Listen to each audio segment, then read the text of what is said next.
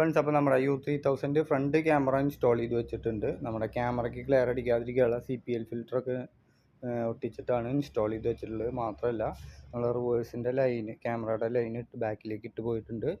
പിന്നെ നമ്മുടെ heating pad, അതായത് ചൂട്, ഗ്ലാസിൻ്റെ ചൂട് നമ്മുടെ ഇതിൻ്റെ മുകളിലേക്ക് ക്യാമറയിലേക്ക് അടിക്കാതിരിക്കാനുള്ള ഹീറ്റിംഗ് പാഡൊക്കെ ഇട്ടിട്ടാണ് നമ്മൾ ഇൻസ്റ്റാൾ ചെയ്തിട്ടുള്ളത്. ഇനി നമുക്ക് ഇതിന് സപ്ലൈ ആണ് കൊടുക്കാനുള്ളത്. ഹാർഡ്വെയർ കിറ്റ് ഈ മോഡലാണ് വരുന്നത്. ഇത് 12 വോൾട്ടിൻ്റെ പിന്നാണ് വരുന്നത്. മാത്രമല്ല ഇത് OBDയിലേക്കാണ് കണക്ട് ചെയ്യുക ഈ ഹാർഡ്വെയർ കിറ്റ്.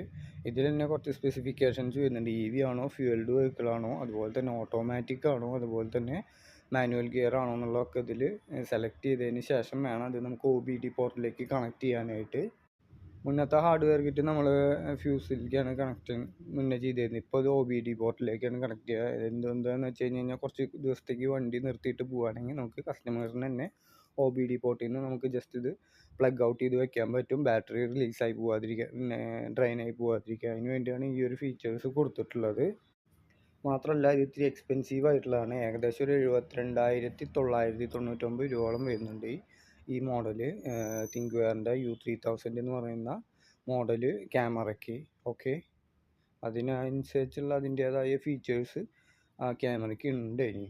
ഓക്കെ, അപ്പോൾ നമുക്ക് കേബിൾ ഇതിൻ്റെ ഉള്ളിൽ കൂടെ കൊണ്ടുപോയി ബൂട്ടിൻ്റെ ഉള്ളിൽ കൂടെ അകത്തോട്ട് എടുത്തിട്ടുണ്ട്. ഡിക്കിയുടെ ബാലൻസ് വയറൊക്കെ അവിടെ ടാഗ് ചെയ്ത് സെറ്റ് ചെയ്ത് വെച്ചിട്ടുണ്ട്. ബാലൻസ് വയർ ക്യാമറയ്ക്ക് വേണ്ടത് എങ്ങനെ എത്തിച്ച് വെച്ചിട്ടുണ്ട്. ഓക്കെ, ഇനി നമുക്ക് ക്യാമറ ഫിറ്റ് ചെയ്യണം. ക്യാമറ നമ്മൾ ഈ ഒരു ആംഗിളിലാണ് ഒട്ടിച്ച് വെക്കുക.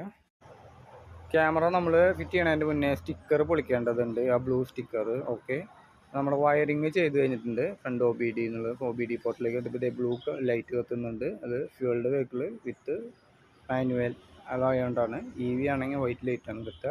അപ്പോൾ അതായത് നമ്മൾ കേബിൾ കണക്ട് ചെയ്തിട്ടുണ്ട്. BT അതേപോലെ വൈഫൈ കണക്റ്റഡ് ആണ്. അതുപോലെ തന്നെ റെക്കോർഡിംഗ്